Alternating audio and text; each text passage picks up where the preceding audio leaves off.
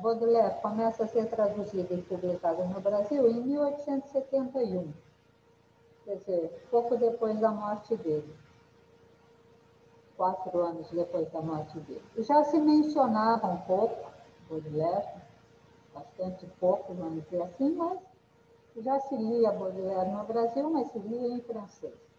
A tradução propriamente dita, como eu disse, começa em 1871, em jornal, e logo a seguir um poema avulso numa obra com outros poemas, ou do próprio tradutor, sim, porque eram aí poetas que se encantavam com aquilo e se punham a traduzir, ou fazer paráfrases, ou imitações, como diziam, né?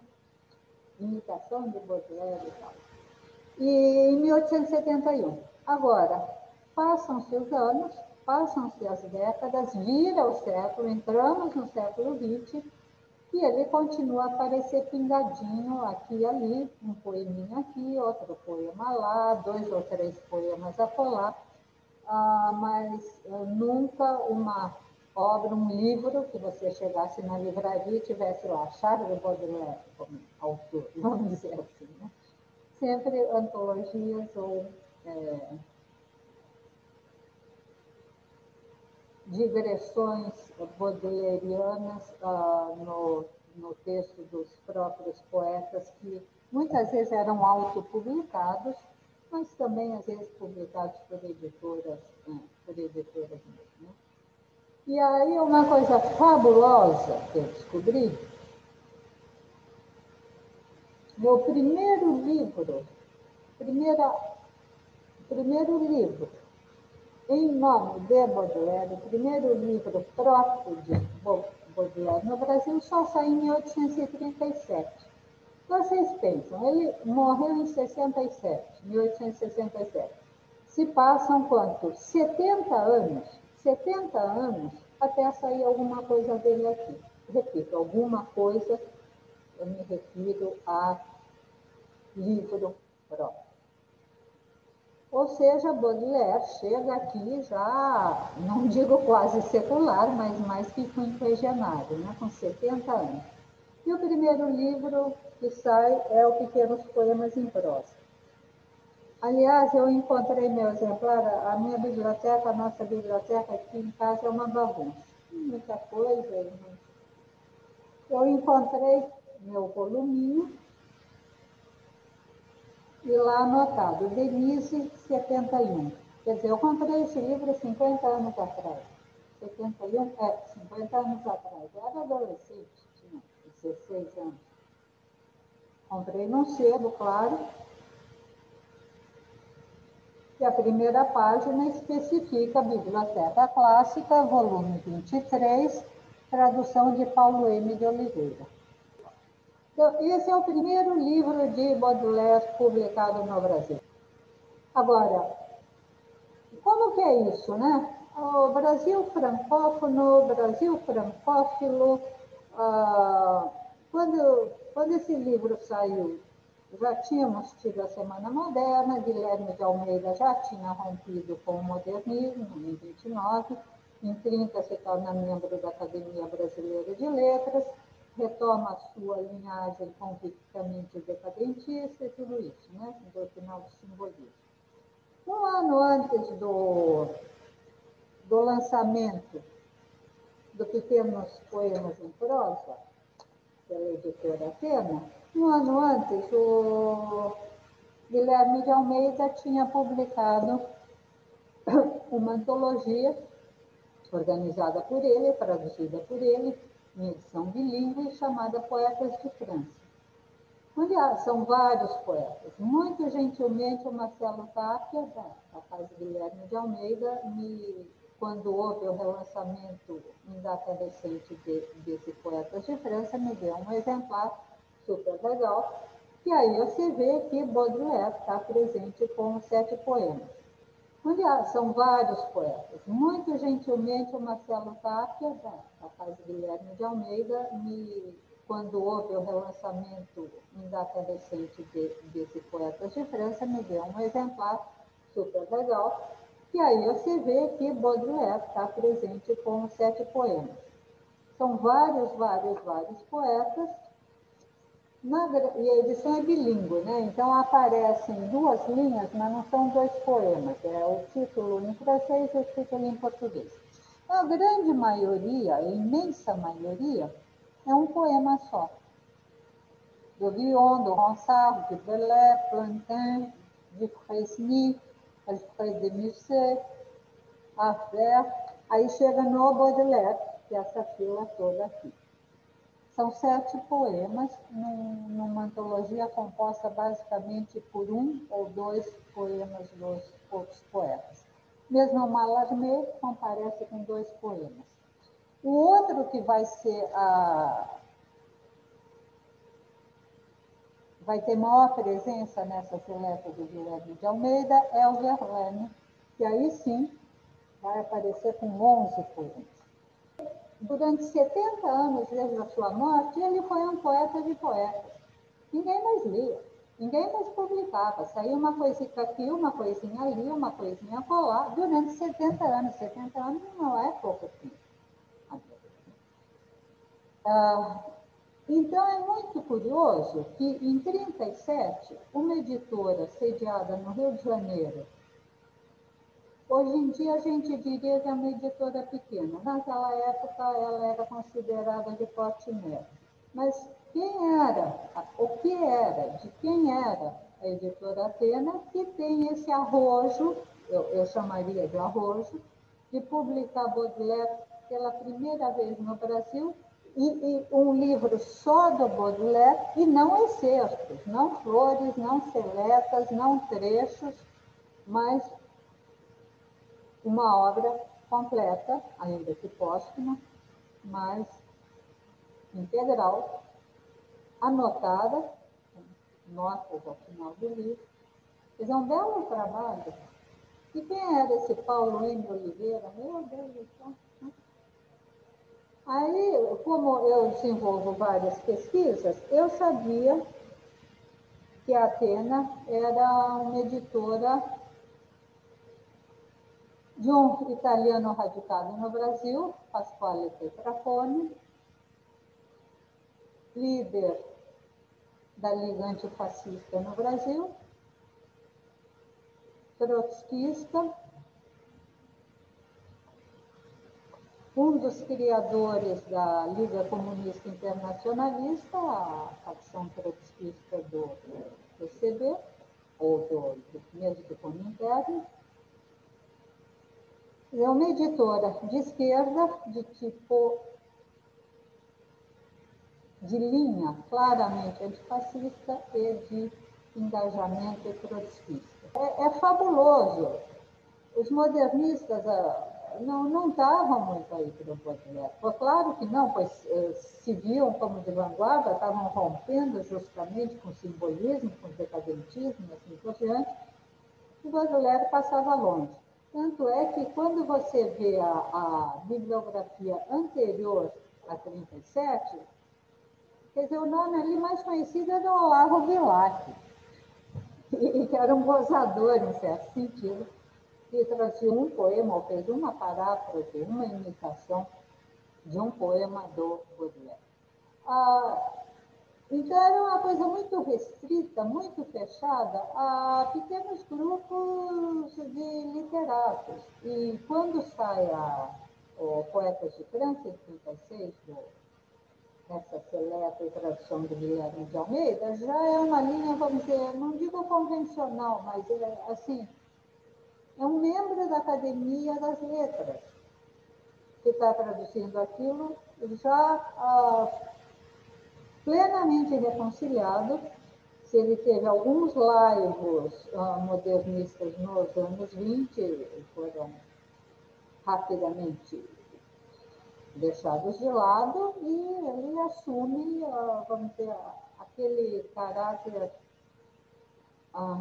bastante marcado do decadentismo. Então, você fica assim meio perplexo, né? Quer dizer, eu vi uma coisa que eu achei super interessante. Tem uma nota uma curta nota só avisando do lançamento pelo boletim diário, e aí até uma razoável, extensa resenha do Tasso da Silveira, elogiosa, positiva, e dizendo, né, a importância do Baudelaire e tudo isso e tudo aquilo, e especificando. A maioria desses pequenos poemas, ou a grande maioria desses poemas, perderam qualquer, e eu até anotei isso, perderam qualquer sabor marcante para a sensibilidade de hoje. Quer dizer, Baudelaire já... É curioso, é curioso. O primeiro livro dele, que sai no Brasil 70 anos após a sua morte, é acolhido dizendo que não pega mais o leitor lá.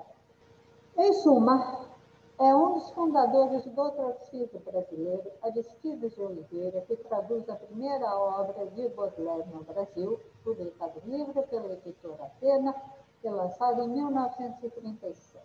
Em 1937. Só em 43, 6 anos depois, é que vai sair um outro livro em obra própria do Baudelaire, que tem um nome curioso, interessante, se chama Arabescos Filosóficos. Sai sem data, mas é de 43.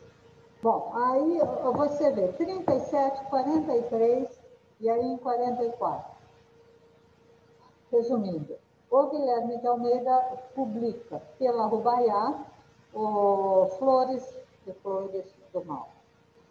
Entre uma das resenhas, teve uma que eu acho que mostra claramente o tipo de abordagem que havia nessas panelinhas literárias ligadas, meu Deus do céu, ao simbolismo e ao decadentismo, coisa de 50 anos antes. Pensar no nosso Augusto dos Anjos, o carnesianismo e tudo isso. Quer dizer, é quase meio século depois, né? Mas no Brasil, né? É uma coisa sempre meio epigônica, epígonos, né? E o Acendino Leite, que é o autor dessa resenha, não é que o Acendino Leite fosse um solene desconhecido, poeta, tradutor também, e na sua resenha extremamente elogiosa do trabalho do Guilherme de Almeida, ele diz: peguemos a máxima que os poetas sejam lidos apenas por poetas e retifiquemos que os poetas sejam lidos e traduzidos apenas por poetas. Quer dizer, ele fez aí o acréscimo para dizer que a tradução era maravilhosa, tudo isso, mas você veja a concepção que ainda, em plenos anos 40, é divulgada na grande imprensa, que os poetas sejam lidos apenas por poetas. Então, isso dá, a meu ver, uma certa medida dessa aura, né, dessa torre de marfim, desse local especial que a poesia, tá, ocupa. É curioso, muito curioso. Eu acho que explica também a rarefação da publicação de Baudelaire até essa época. Aí, em 42, acontece uma coisa interessante, que a França estava sob ocupação nazista, né? A Livraria Victor, no seu selo ou na sua linha editorial chamada Chantecler, cria no Rio de Janeiro não chega a ser sucursal, ela cria mesmo um departamento vinculado diretamente à Victoire francesa, porque estava com um problema de censura e tudo isso lá, extremo controle sobre o nazismo, e publica no Brasil As Flores do Mal em francês, só Fleur du Mal, incluindo os 6 poemas que estavam proibidos na França e que só foram liberados em 49. Então, isso é interessante, mas é bem paralelo aí ao que a gente está falando. Quanto à recepção brasileira mesmo, então, estamos, por hora, bem magrinhos, né? Pequenos poemas em prosa, arabesques filosóficos e 21 flores das flores do mal, do Guilherme de Almeida. Então, recapitulando, a gente tem mínima divulgação de Baudelaire no Brasil e por vias curiosas, né? Ou a extremamente beletrista, Guilherme de Almeida, ou de um médico diletante de Pelotas do Rio Grande do Sul, ou de um militante trotskista na prisão. Em 47, 37, 43, 44, agora 47. A gente vai ter uma publicação em francês também, Le Fleur du Mal, por uma editora brasileira chamada Instituto Progresso Editorial, da qual participou aí uma parcela da elite paulista de origem italiana. Conde Matarazzo, Conde Mário Crespi, comendador não sei das quantas.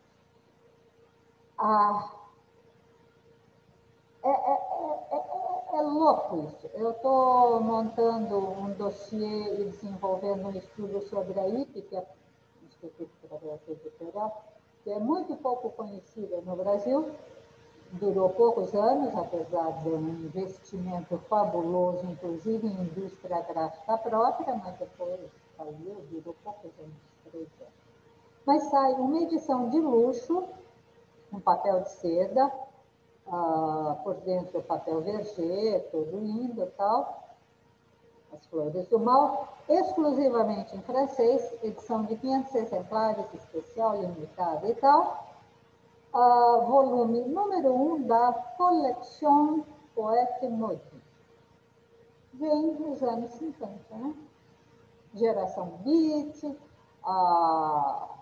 50 e até 60. Geração Beat, o haxixe, o ópio, não à toa Thomas de Quincey lançado pouco tempo antes, e aí começa, vamos dizer, o espírito de ver o Baudelaire como quase um precursor, ou não um precursor, uma encarnação mesmo dessa rebeldia, né? O poeta maldito, Verlaine, Rimbaud e Baudelaire. E isso mas 100 anos depois, quer dizer, é tudo meio louco.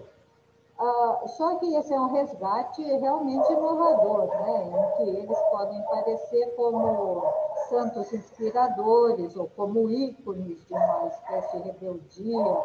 A ideia do flaneur, a ideia da mobilidade urbana, muito o uso de alucinógenos.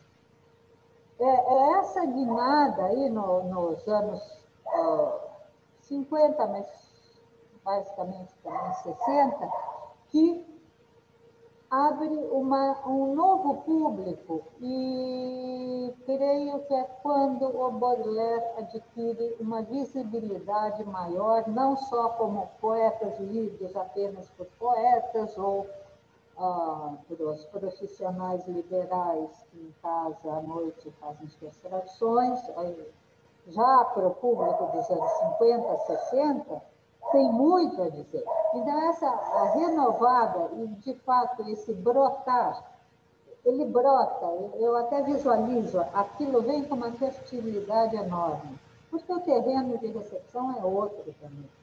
E, claro, que tem a influência americana, a influência francesa, essa nova sensibilidade, mas é ela que permite que ser um solo tão fértil para uma ressurreição mesmo de Baudelaire. Mas para o grande público, essa ressurreição e essa revitalização do Baudelaire, 100 anos depois, você vai ter, por exemplo, o primeiro, Os Paraísos Artificiais, numa coleção não à toa chamada Rebeldes Malditos. Essa ideia, né, os paraísos artificiais,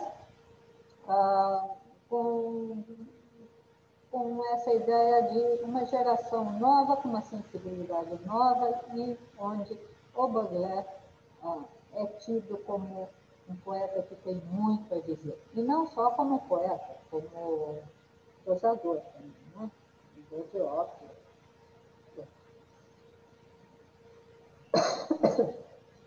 E também nessa época, nos anos 80, começa a surgir a publicação de obras de estética, vamos dizer assim, sobre arte do Baudelaire.